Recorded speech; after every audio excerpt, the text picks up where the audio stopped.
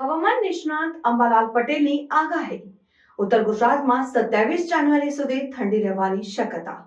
સવારના ભાગમાં ઠંડીનો અહેસાસ થશે. 28 જાન્યુઆરીથી મધ્ય ગુજરાતના કેટલાક વિસ્તારોમાં વાદળછાયું વાતાવરણ રહેશે.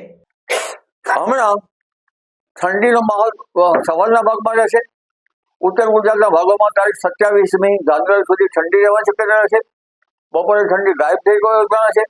26મી જાન્યુઆરી ગણતંત્ર પ્રજાસત્તાક દિન નિમિત્તે રાજ્યના મહત્ ભાગોમાં હવામાન શુષ્ક રહેશે અને વાતાવરણ ચોખ્ખું રહેવાની શક્યતા રહેશે. સવારમાં ગુલાબી ઠંડી રહેવાની શક્યતા રહેશે. પરંતુ તારીખ 30-31 જાન્યુઆરીમાં એક મજબૂત પશ્ચિમ વિક્ષોભ આવશે. ફેબ્રુઆરીની શરૂઆતમાં અરબી સમુદ્રમાં અને બંગાળ ઉપસાગરમાં પણ ગતિવિધિ વચ્ચે બંગાળના ઉપસાગરના ભેજના કારણે લગભગ દક્ષિણ મહારાષ્ટ્રના ભાગો, ગોવાના કેટલાક ભાગોમાં કમોસમી વરસાદ કે છાંટા થવાની શક્યતા રહેશે.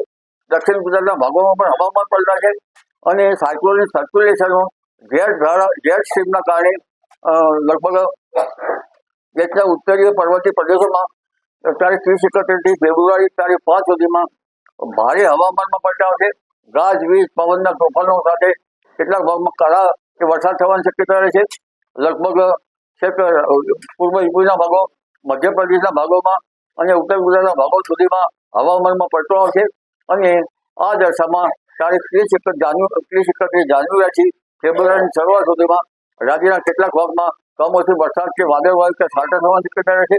જેમાં ઉત્તર ગુજરાતના ભાગો, અરવલ્લીના ભાગો, કચ્છના કેટલાક ભાગો અને પંચમહાલના ભાગોમાં હવામાનમાં પલટો આવશે અને ક્યાંક છાંટા થવાની શક્યતા રહેશે. ઉપરાંત મધ્ય ગુજરાતના ભાગોમાં પણ હવામાનમાં પલટો આવશે.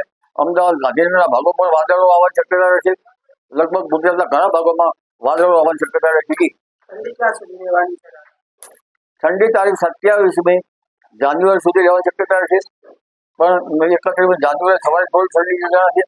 ફેબ્રુઆરીની શરૂઆતમાં લગભગ કંઈક ઠંડા પવનો ફૂંકાશે. પરંતુ આ ઠંડી જે છે એની અસરો સામાન્ય જ રહેશે. અને ગરમી 29મી ફેબ્રુઆરીથી રાજ્યના ભાગમાં ગરમી પડવાની શક્યતા રહેશે. પરંતુ હાલ તો હવામાનમાં પલટો આવતા તારીખ 30-31 ફેબ્રુઆરીની શરૂઆત સુધીમાં રાજ્યના કેટલાક ભાગમાં માવઠું થવાની શક્યતા રહેશે. એટલે ગરમીમાં વધઘટ થવાની શક્યતા રહેશે.